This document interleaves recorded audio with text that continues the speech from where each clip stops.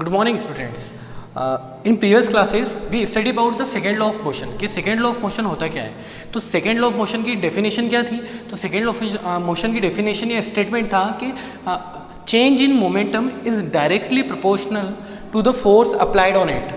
Change in momentum is directly proportional to the force applied on it. मतलब जो momentum में changes आते हैं वो किसके बराबर होते हैं, जितनी फोर्स हम अप्लाई करते हैं किसी भी ऑब्जेक्ट के ऊपर. ठीक है, तो हमने फिर इसको देखा था कि P2 माइनस P1, P हम कैसे डिनोट करते हैं मोमेंटम को, P के थ्रू. तो P2 minus P1 proportional to the force applied on it, जितनी भी फोर्स हम अप्लाई कर रहे हैं. ठीक है ना, इस प्रोपोर्शनल के साइन को हटाने के लिए हम क्या लाए थे, इक्वल टू का साइन लाए थे.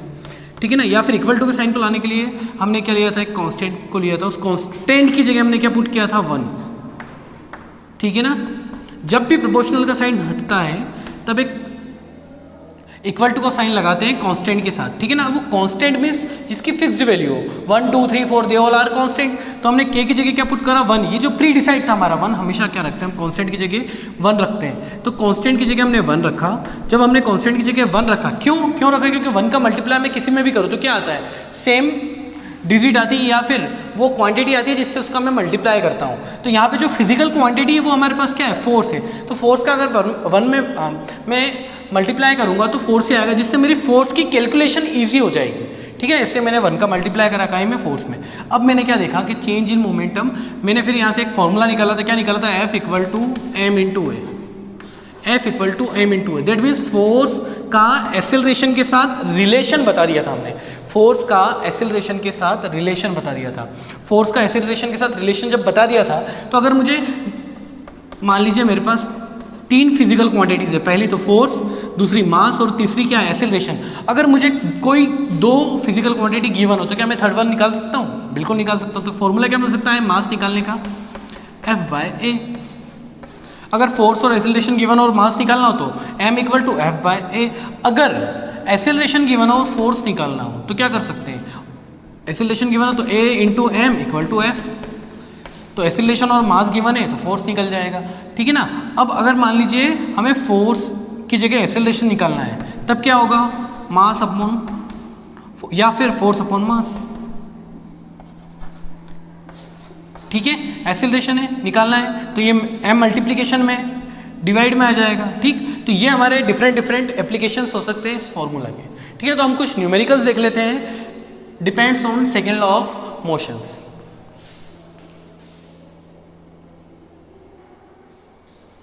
तो क्वेश्चन गिवन है हमको कि what force would be needed to produce an acceleration of 4 metre per second square. ठीक है ना, मतलब हमको ये बताना है कि व्हाट फोर्स, कितना फोर्स लगेगा to produce the acceleration of 4 metre per second square.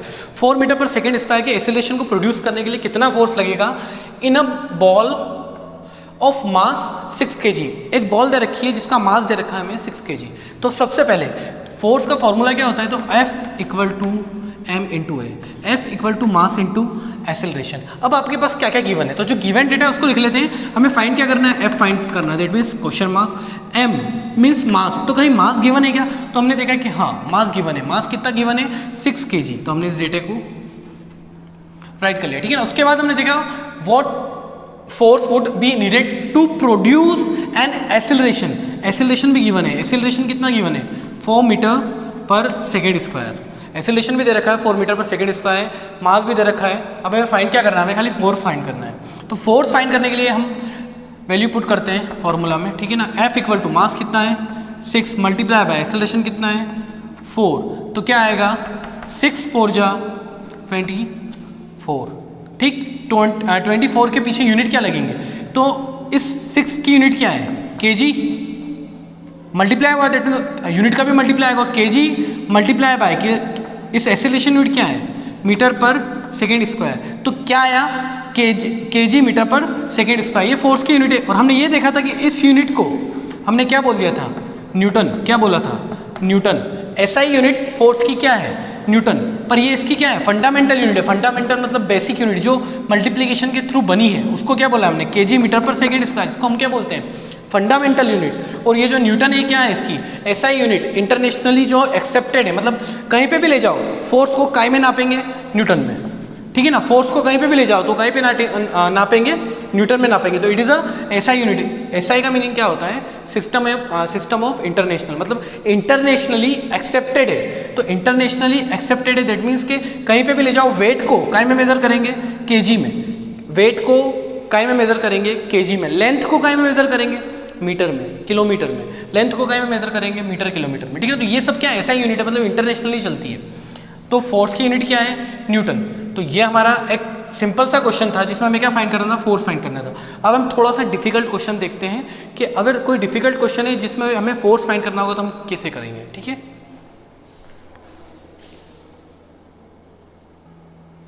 Student ये क्वेश्चन हमने लिखा है। इसमें क्वेश्चन में क्या दे रखा है कि कैलकुलेट द फोर्स रिक्वायर्ड। फिर से फोर्स फाइंड करना है। फोर्स फाइंड करने का फॉर्मूला क्या है? तो F equal to mass into acceleration. Force find करने का एक ही फॉर्मूला है हमारे पास। क्या फॉर्मूला है?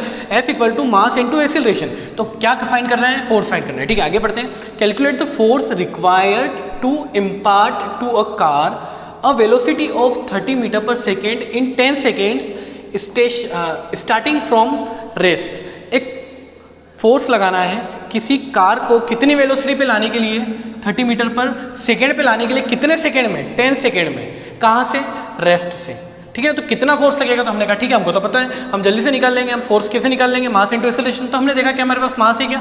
तो हमने देखा हाँ, the mass of the car is 50 kg। तो हमने लिखा 50 kg हमारे पास मास है। ठीक है, हमने कहा एक्सेलरेशन भी होगा।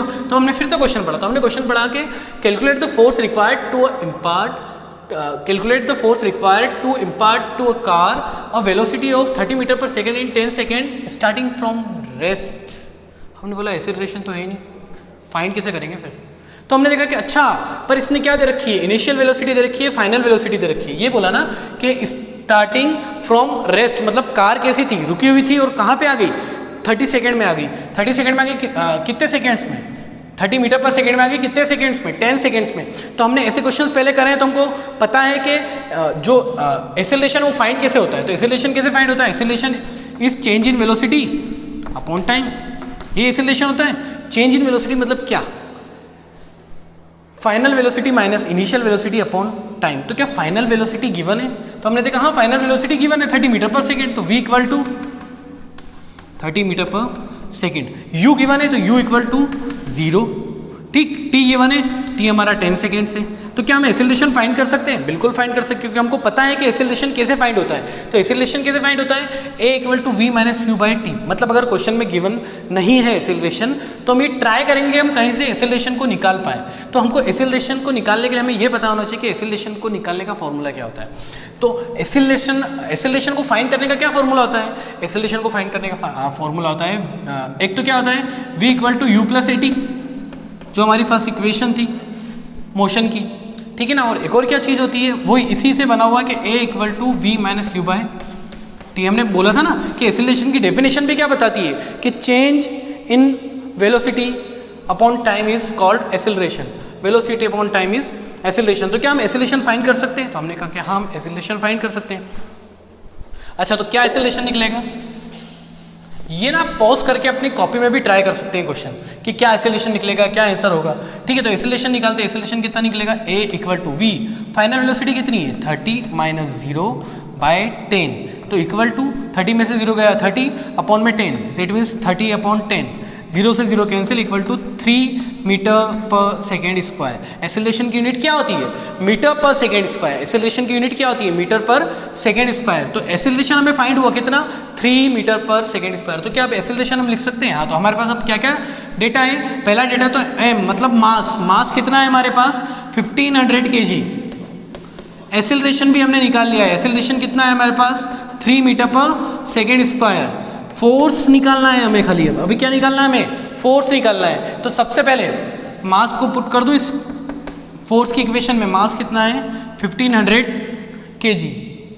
1500 kg मल्टीप्लाई बाय एक्सेलरेशन कितना है हमारे पास? एक्सेलरेशन है 3। तो 1500 multiply by 3 equal to 4500 newton. Force कितना फाइंड हुआ हमारा? 4500 न्यूटन। आई होप आपको ये क्वेश्चन समझ में आया होगा। ठीक है ना। तो ये हमारे क्या हुए? लॉ ऑफ मोशन के न्यूमेरिकल्स हो गए। ठीक है ना। अब हम पढ़ेंगे third law of motion. Thank you बच्चों।